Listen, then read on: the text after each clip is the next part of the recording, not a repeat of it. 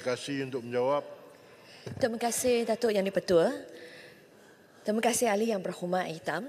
Berdasarkan kepada kelulusan mesyuarat Jemaah Menteri pada 8 hari bulan Mac 2024, keperluan pelesenan ke atas penyedia perkhidmatan pesanan internet dan juga penyedia perkhidmatan media sosial telah diwatakan pada 1 hari bulan Ogos 2024 dan akan berkuat kuasa mulai 1 hari bulan Januari 2025. Sejak April 2024, beberapa sesi libat urus bersama pihak berkepentingan telah dijalankan, termasuk ByteDance pada 25 hari bulan April, 28 Ogos dan juga 26 September. Meta pada 11 Jun dan juga 18 September. Telegram pada 25 hari bulan April dan juga 23 hari bulan September. Google pada 29 April dan juga 28 Jun. X pada 25 hari bulan April dan juga 16 hari bulan Oktober dan juga Tencent pada 24 hari bulan April dan juga 27 hari bulan Mei. Sesi perbincangan dan libat urus bersama AIC juga telah diadakan di Ibu Penjabat MCMC pada 28 hari bulan Mei 2024.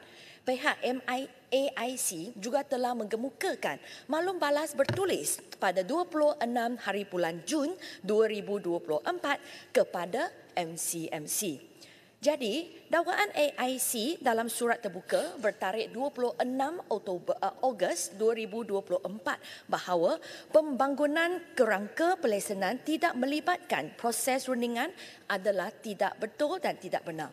Pandangan pihak berkepentingan telah diambil kira melalui beberapa siri rundingan dan libat urus yang berterusan bagi memastikan pembangunan kerangka pelesenan yang komprehensif.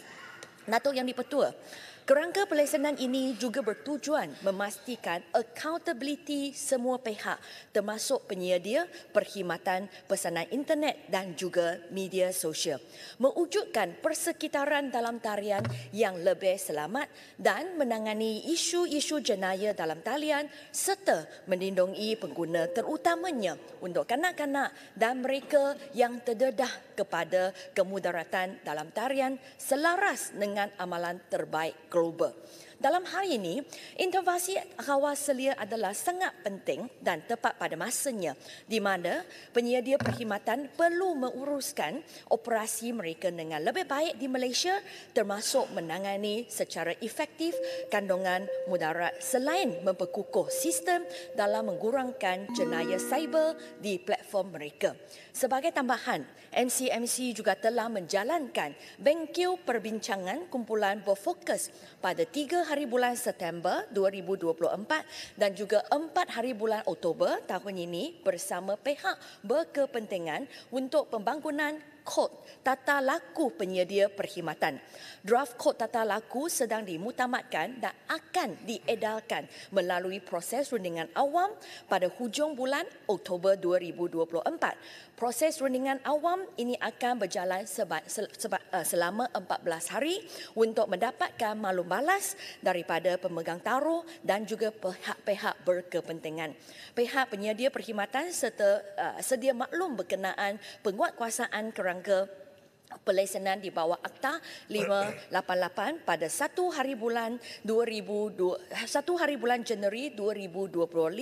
Pada masa ini, MCMC juga sedang meneruskan sesi libat urus bersama penyedia perkhidmatan di mana fokus utama adalah untuk memberikan penjelasan berkenaan keperluan-keperluan pematuhan di bawah Akta 588 serta proses permohonan lesen ASP Kelas C. Sekian jawapan saya. Terima kasih, Datuk Speaker. Terima kasih, Yang Berhormat Menteri. Persilakan Yang Berhormat Hitam soalan tambahan. Datuk Yang di-Pertua, terima kasih Timbalan Menteri atas jawapan.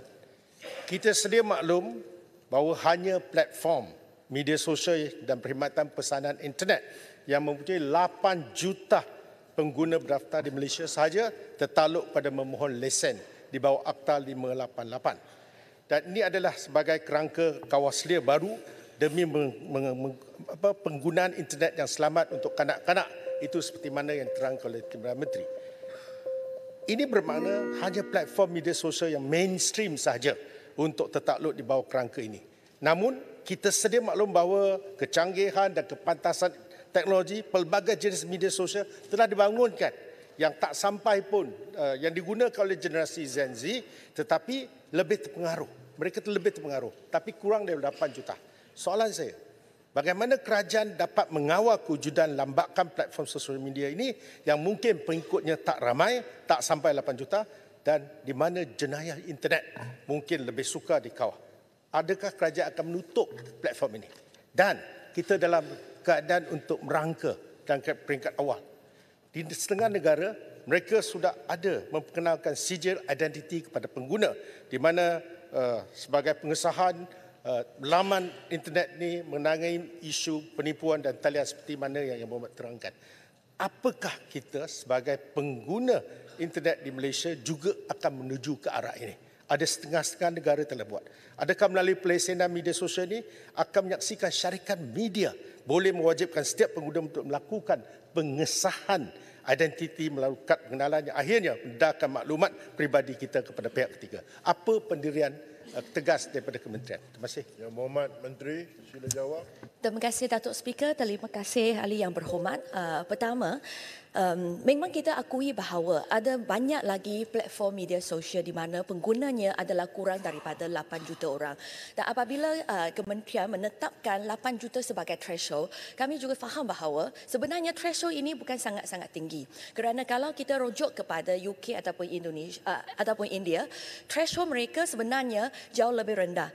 Adalah 5 juta dan 7 juta masing-masing. Jadi 8 juta untuk satu threshold yang ditetapkan oleh kerajaan Malaysia sebenarnya tak sangat-sangat tinggi, tetapi kajian kami mendapati bahawa kebanyakan jenayah cyber ini berlaku di platform-platform yang sangat-sangat popular sepertilah Facebook, sepertilah WhatsApp, sepertilah Telegram. Sebab itu kita nak fokus kepada platform-platform yang mempunyai 8 juta pengguna ke atas ini, dan kita nak nampak dan nak tengok apa keberkesanan mekanisme yang diguna pakai akan bermula pada tahun depan. Selepas itu, kalau kita rasa dan setuju bahawa dan dapat sokongan daripada ahli-ahli yang berhormat dalam Dewan ini bahawa pelesenan ini adalah adil, adalah berkesan, jadi barulah kami akan timbang bahawa perlu tak kita perluas lagi pelesenan ini kepada platform-platform yang lain. Kedua, tentang cadangan bagaimana kita nak buat pengesahan identiti khasnya dalam laman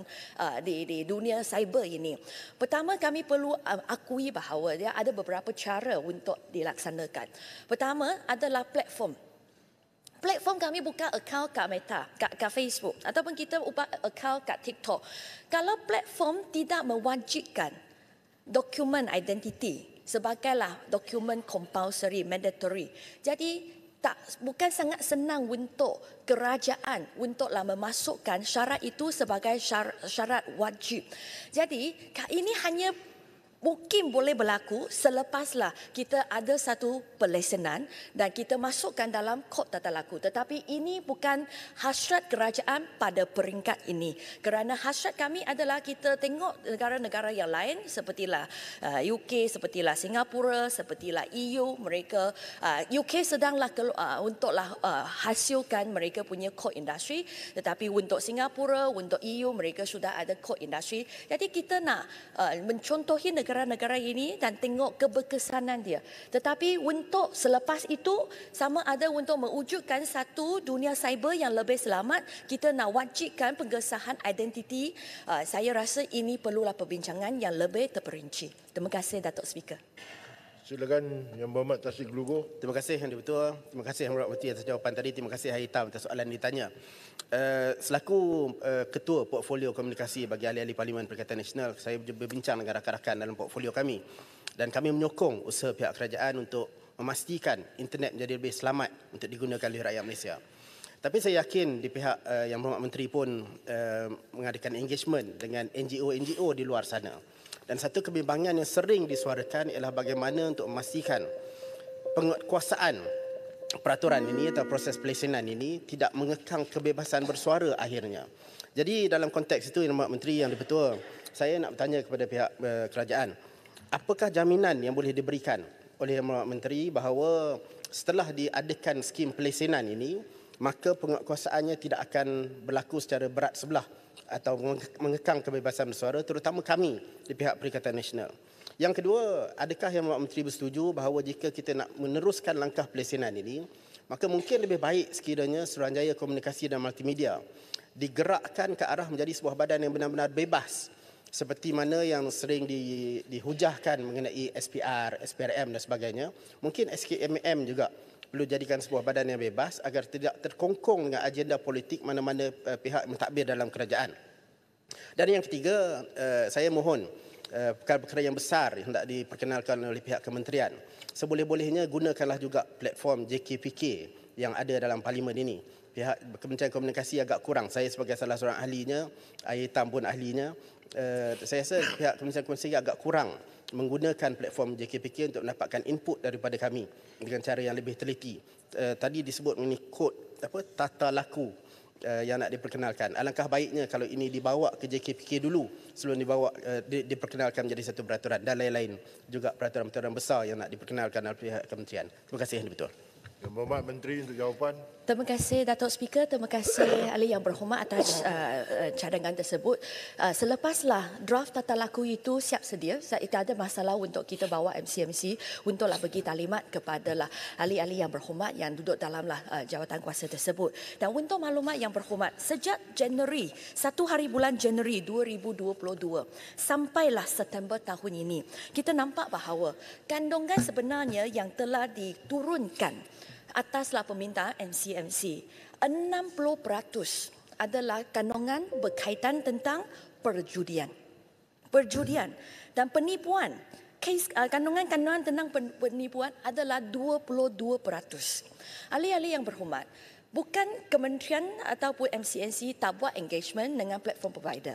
Selepaslah YB Menteri dan saya dilantik sebagai Menteri dan Timbalan Menteri, kami telah buat perjumpaan dengan platform provider ini sebanyak 22 kali.